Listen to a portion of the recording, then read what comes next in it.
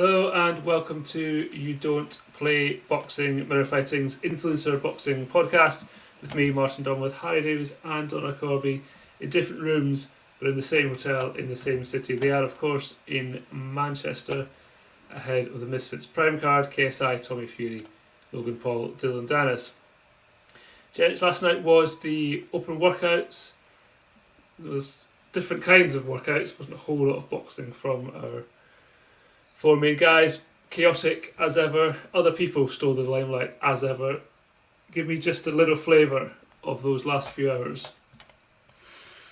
Yeah, it was. I mean, I sort of were joking with Don at the start. There was, people just floated around when we got there. It seemed like we were sort of twiddling our thumbs for a couple of hours, just waiting for the big dogs to come. And then when the top four do come, it all sort of went into chaos. Dillon had a fun open workout, was pulling out the WWE moves, and he sort of predicted that Logan was going to do the same when he did his interview. He said, "Oh, watch, Logan's going to come out and not do any punching," and he did just that. He threw one punch and started doing some, submission defense. I don't know if that's something we'll actually see on Saturday night, but it was a different for sure, like you said. And then Tommy came out, was sort of your typical, standard open workout, hitting pads with a few hours in there, dig at KSI's win that was turned to a no contest in May. And then KSI came out, and I think it was actually before KSI came out, it sort of all the headlines came, because as Tommy was doing his little interview after hitting pads, again, John Fury stealing the show. There's no surprises there. KSI was threatening to slap John after their fight on Saturday, and then John throws a water bottle up at him. KSI spits gum at him, and yeah, all sorts to say. I mean, it's good for us. We had some good content to film because we're a bit bored for a few hours. But yeah, and then KSI came out, did a little open workout again. No actually hitting pads like Logan, just sort of some footwork drills and whatnot. But yeah, it was certainly an eventful one, wasn't it, Donna? Muted, Donna.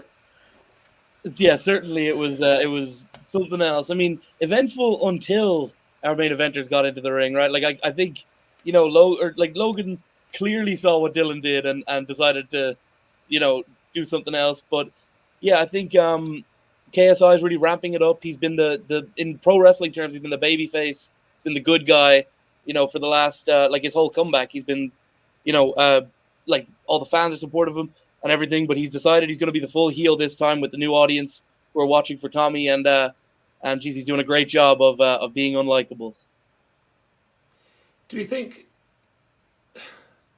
these guys punching is just so bad that they don't want to do it, or is it just, can they just not be bothered? Do they not want to hurt themselves? I mean, I know it's important not to read too much into these workouts, but you are going into a boxing fight. It would be nice to see some punches. Yeah, well, I thought that it was. I remember saying that it's mostly KSI fans that are there. Maybe a few Logan fans.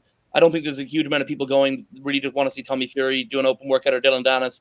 And I think to make him get in there at 1:00 and to go into the ring then around 7 and not throw any punches and do the standard like outside of the ring exercises is. I mean, these people didn't pay for tickets for this thing, but I would feel a little bit shortchanged if I were one of the fans.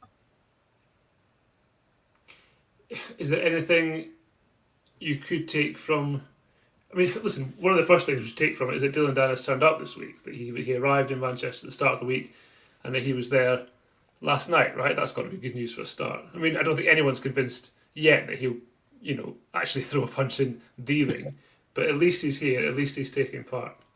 Yeah, what was really interesting was when I spoke to Mike Perry that he said that if Dillon pulls some sort of a stunt where he gets in the ring, the bell rings, and then he does something like he walks right out or whatever, they have it sanctioned so that Mike Perry can come in and fight even then.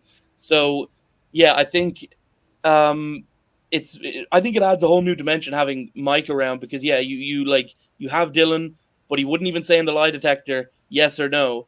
He just said maybe when it comes to will he actually fight on Saturday.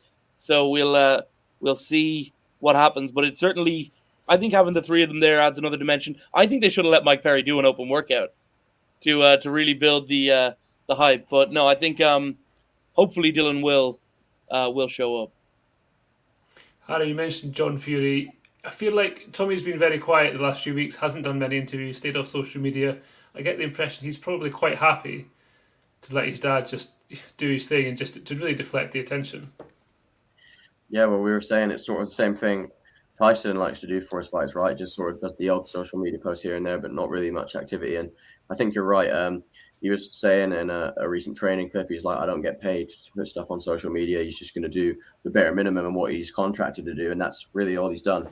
But John Fury, on the hand, yeah, I mean, even though he doesn't get paid for doing these antics, he certainly indirectly hypes the fight up for his son. And yeah, it was carnage yesterday. When I even spoke to Greg Paul after their little run, and he was even confused because they had a sort of a brief exchange, and it seemed to be fine. He was just like, "Hey, good luck on the fight," and out of nowhere, it sort of boiled over. And Greg was saying whether that's John just trying to build up the fight for Tommy, or it's just the way he is.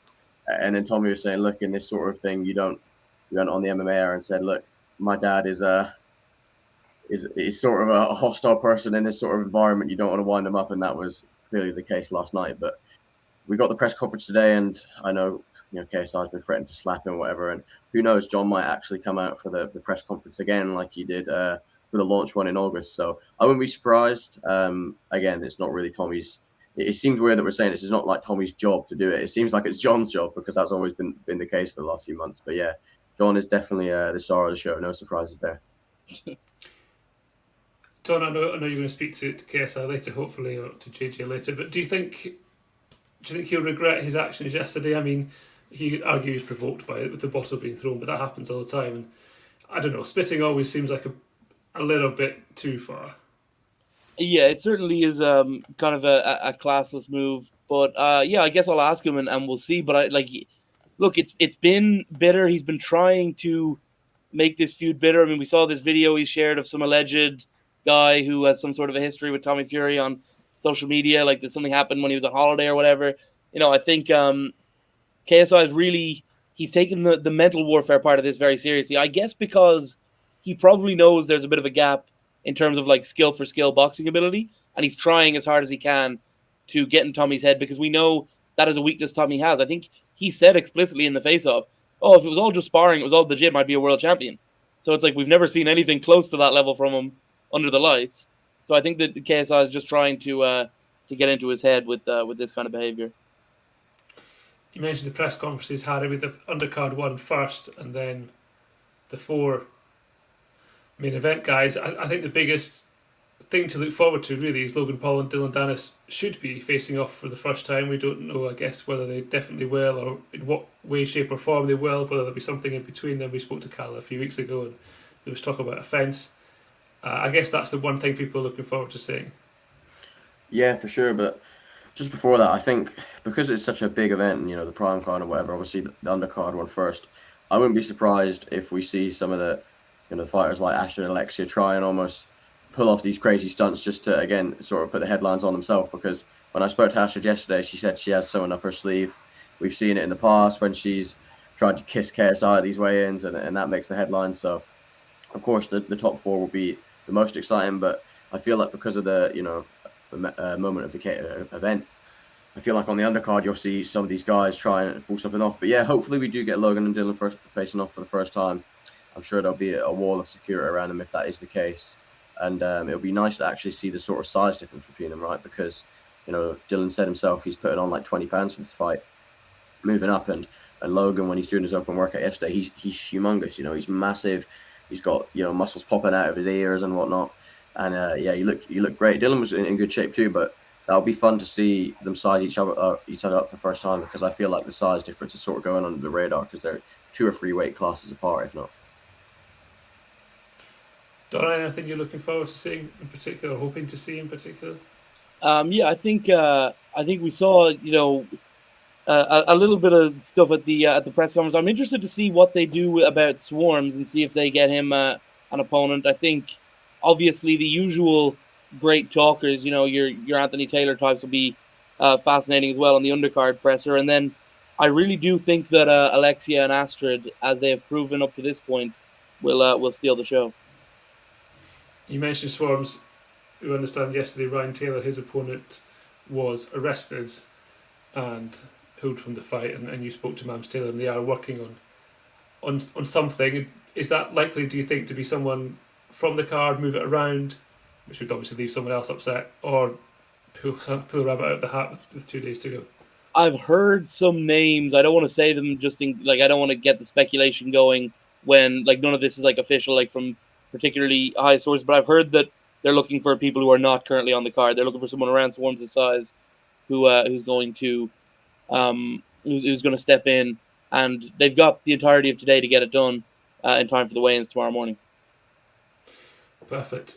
So, as we said, the press conference is this afternoon, the undercard press conference, followed by the 4 main eventers, which will be the penultimate face-off ahead of Saturday night's fights.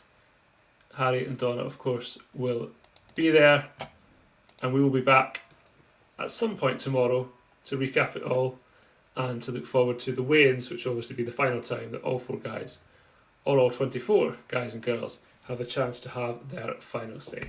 Thank you for listening. Thank you for watching. Until then, do take care.